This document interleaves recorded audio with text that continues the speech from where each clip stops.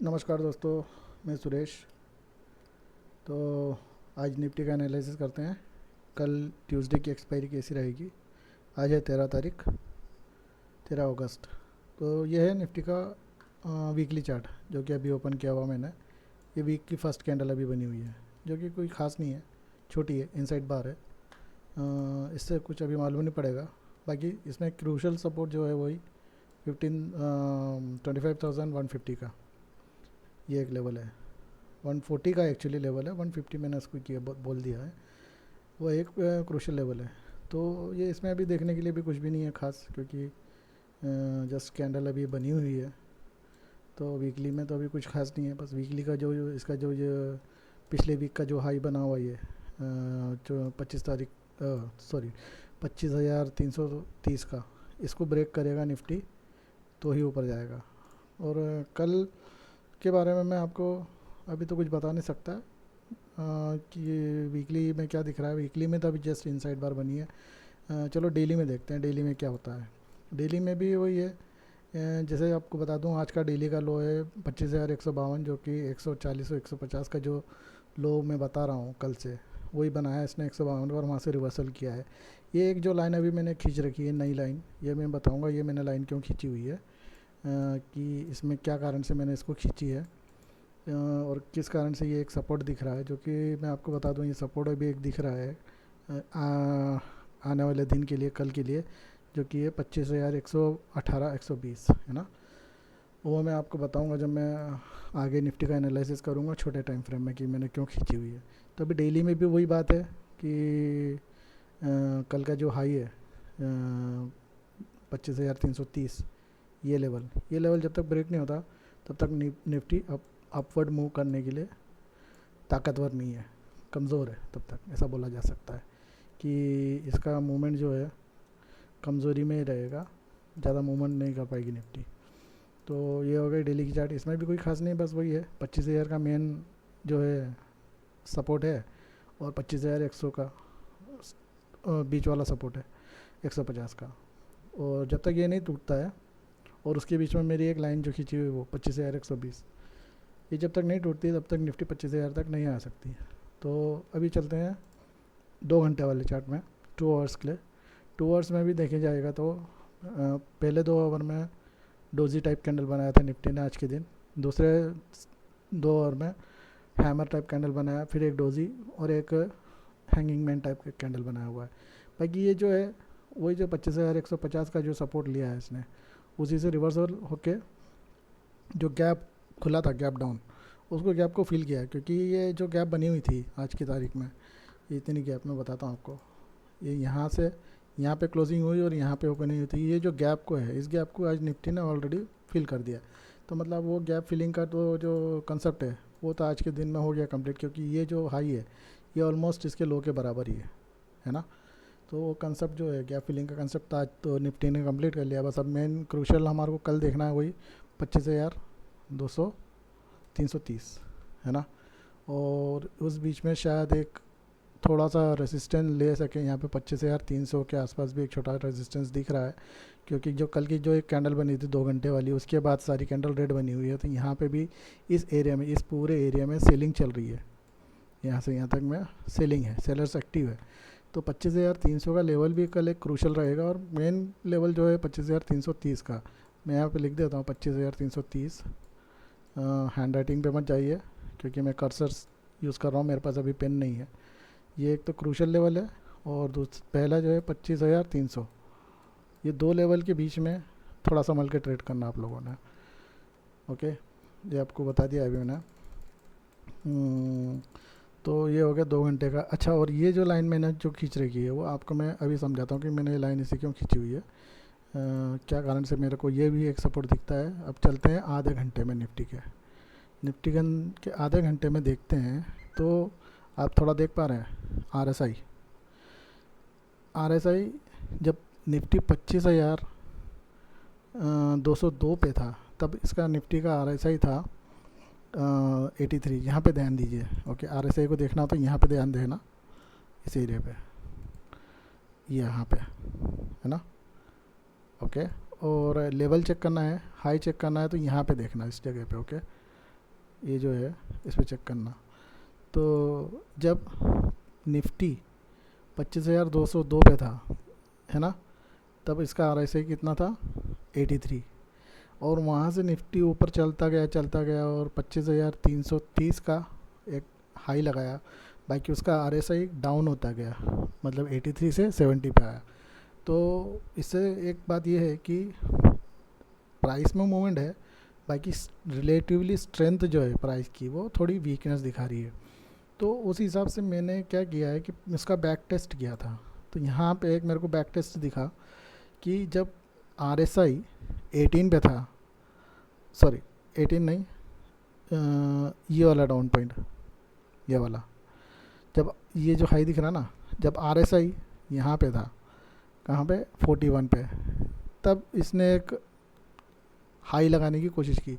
बाकी वहाँ से जब नीचे आया, और नीचे आने के बाद ये RSI में जो स्ट्रेंथ दिख रहा है ऊपर की तरफ दिख रहा है ना, इसको बुलिश डाइवर्जन बोलते हैं और इसको बेरिश डाइवर्जन बोलते हैं RSI का। क्योंकि यहाँ पे आप निफ्टी का लो देखे कोई, तो निफ्टी का लो यहाँ पे लोअर लो बन रहा है ये पॉइंट से, जैसे ये वाला पॉइंट जो है ना, ये पॉइंट से निफ्टी यहाँ से यहाँ चल रही है। बाकी उसी टाइम पे RSI यही पॉइंट से ऊपर की तरफ चल रहा है।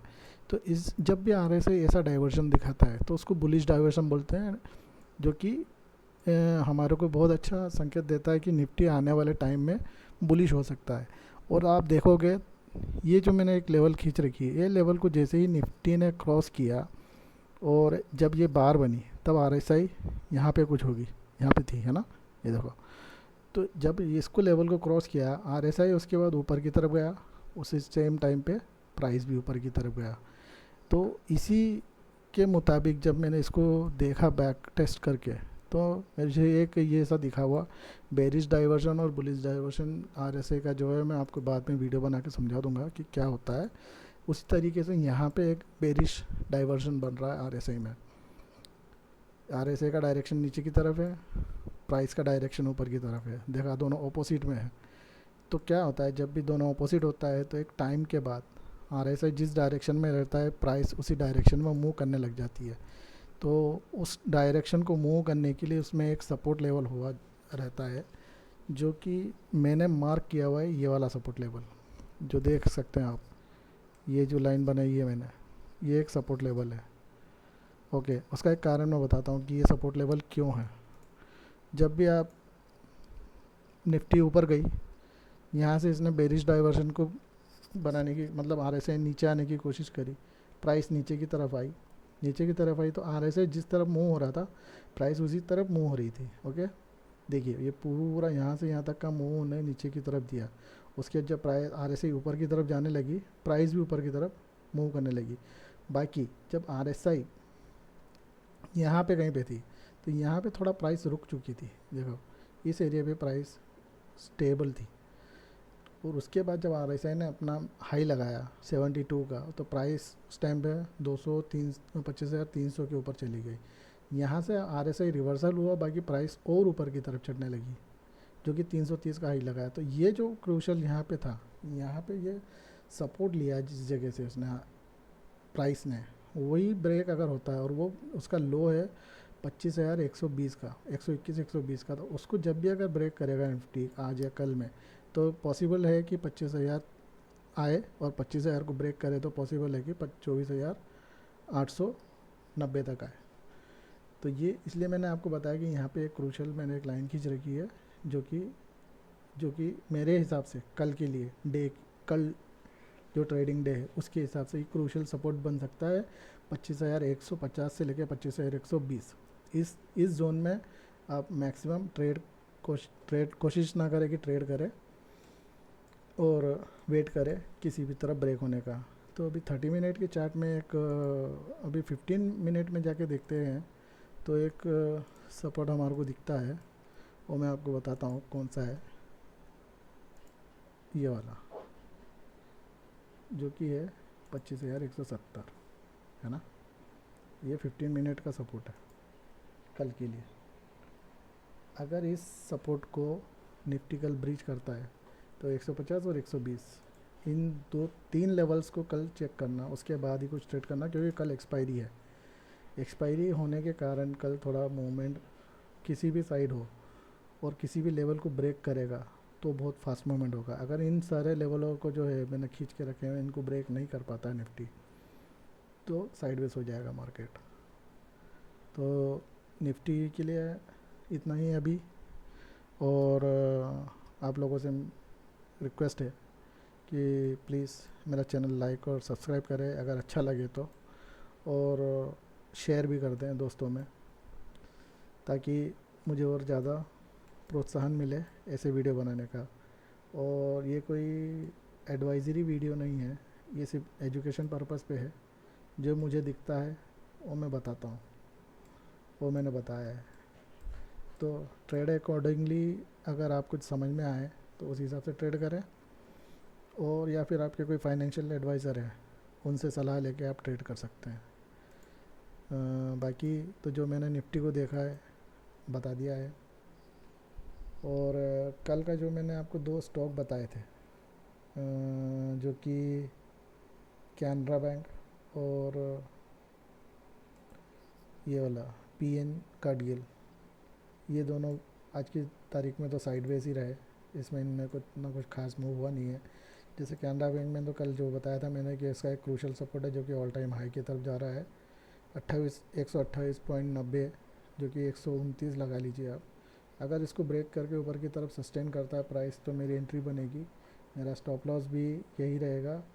अगर एंट्री मेरी यहाँ बनती है तो मेरा स्टॉप लॉस आज के दिन का लो होगा, जो कि 126-25 के आसपास। अगर मेरी एंट्री इसके ऊपर बनती है इससे और 1-2 पॉइंट ऊपर बनती है तो मेरा स्टॉप लॉस आज का क्लोजिंग होगा, जो कि 127 है। और पीएन कार्डगिल में भी एक साइडवेज मूव दिखा रहा है आज की तारीख में, और मेरी एंट्री का मैं वेट कर रहा हूँ, या तो ये इसके इस लेवल को वापस रीटेस्ट करे, या फिर इस जो लेवल है 675 का, इसको ब्रेक करे, तो ही मेरी एंट्री इसमें बनेगी। तो ये 2 स्टॉक आप भी अपने वॉच लिस्ट में रखें दोस्तों, और इसको आपके हिसाब से भी एनालाइज करें, आपको जो भी अच्छा लगे। सिर्फ मैं आपको बता रहा हूँ कि ये 1-2 स्टॉक है जो कि आपके वॉच लिस्ट में रखना की ज़रूरत है। और इसमें अगर आपको मूवमेंट दिखता है और आपके फाइनेंशियल एडवाइज़र या आपका जो भी एथिक्स बोलता है इसमें एंट्री लेना या नहीं लेना, वो आपके हिसाब से आप चूज़ करें। तो अभी के लिए इतना ही दोस्तों। प्लीज़ मेरा चैनल लाइक और सब्सक्राइब करें ताकि मुझे और प्रोत्साहन मिले, ताकि अच्छे अच्छे वीडियो मैं आपको बना के दिखा सकूँ यूट्यूब में। ओके बाय, जय हिंद दोस्तों।